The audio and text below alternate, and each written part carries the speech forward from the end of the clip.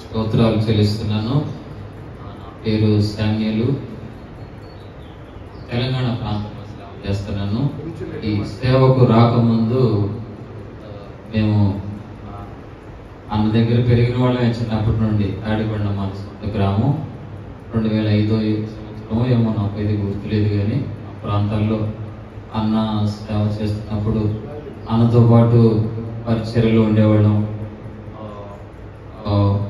అన్నతో పాటు తిరిగేవాళ్ళం. Sound box వస్తూ కోటాలు వెళ్ళేటప్పుడు సైకిల్ మీద కోటాలకు వెళుతూ అన్న దగ్గర మేము పెరిగాము. అయితే అన్న ఇక్కడ పరిచయం చేస్తున్నారన్న సంగతి నాకు తెలియదు. నేను పరిచయం తెలంగాణ ప్రాంతానికి వెళ్ళాను. 5 సంవత్సరాలు అవుతుంది. ఈ మధ్య ఒక 4 నెలల క్రితం మన సాల్మన్ అన్న చెప్పాడు ఒకరోజు, అన్న ఇట్లా పిడుగురాళ్ళ ప్రాంతంలో మనోహర్ అన్న దైవ సేవకులు, నేను అక్కడికి వెళ్తున్నాను, చాలా ప్రార్థనలో ఎదుగుతున్నాను అన్న, చాలా బాగుంది, అసలు అక్కడికి వెళ్ళిన తర్వాత నా సేవా జీవితంలో చాలా మార్పు వచ్చింది అని చెప్పాడు. అప్పుడు నాకు అర్థం కాలేదు. మనోహర్ అన్న అంటే మీకు చాలా 2005 అంటే అప్పుడు చిన్నప్పుడు కదా, అన్నయ్యనా అని నాకు డౌట్ వచ్చింది. ఎవరు ఏంటి అని కొంచెం వివరంగా అడిగినప్పుడు బహుశా నన్ను చేశారంటే అప్పుడు నేను చెప్పాను, అన్న నాకు తెలుసు, మేము అన్న దగ్గర మేము చిన్నప్పుడు పెరిగాము, అన్న దగ్గర నేర్చుకున్నాం అన్నా, మేము అన్న దగ్గర ఉన్నవాళ్ళమే మేము, అయితే నేను కూడా వస్తాను అన్న అని చెప్పేసి 4 నెలల క్రితం నేను ఇక్కడికి రావడం జరిగింది.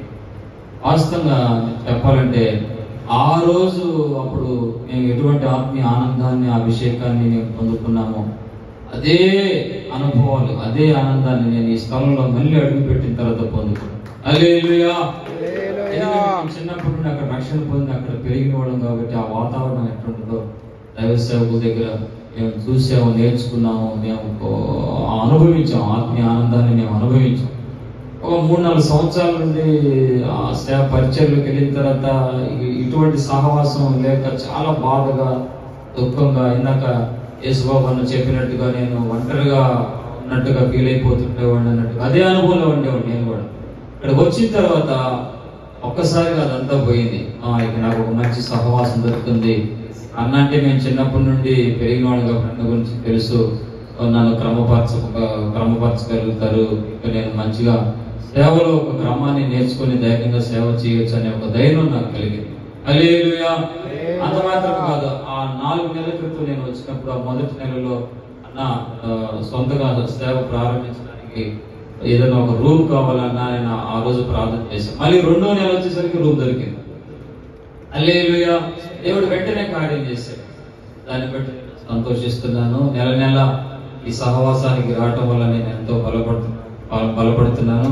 వాస్తవానికి నేను ఇక్కడికి ఇవాళ వచ్చే వీలు లేదు, ఎందుకంటే మా పెద్దమ్మ చనిపోయింది.